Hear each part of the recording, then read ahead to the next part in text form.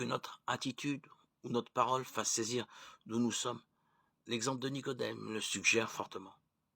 Lorsque celui-ci, pour défendre Jésus, rappelle qu'il est interdit de condamner un homme sans l'entendre, la riposte des pharisiens part telle une flèche empoisonnée.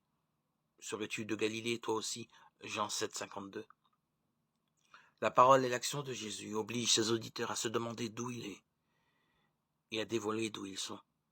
S'étant rendu dans sa patrie, il enseignait les gens dans la synagogue de telle façon qu'ils étaient frappés d'étonnement.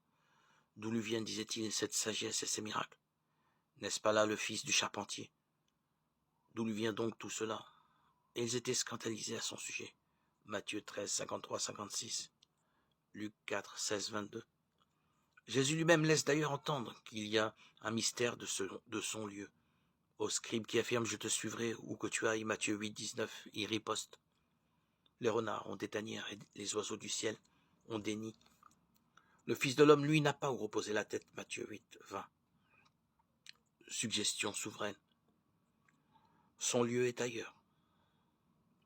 La controverse sur le lieu d'où survient le Christ lors de la guérison de l'aveugle né, Saint Jean la décrit avec une verbe amusée et ironique. Il l'accabla d'injures. Toi, dirent-ils, tu es disciple de cet homme. Nous, c'est de Moïse que nous sommes les disciples.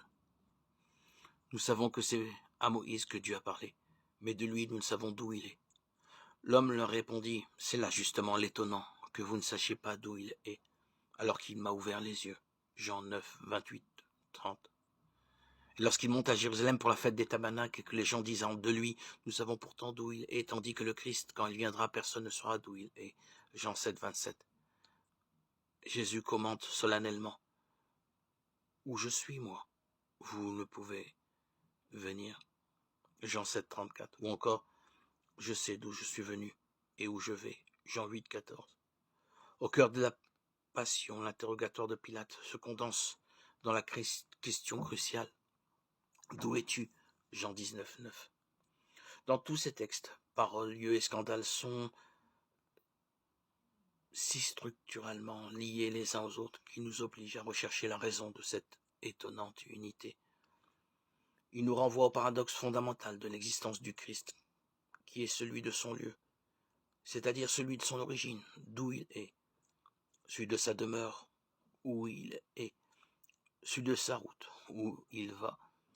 C'est bien l'Évangile lui-même qui nous invite à découvrir le lieu propre, celui à partir duquel il est pour le monde, incessante provocation.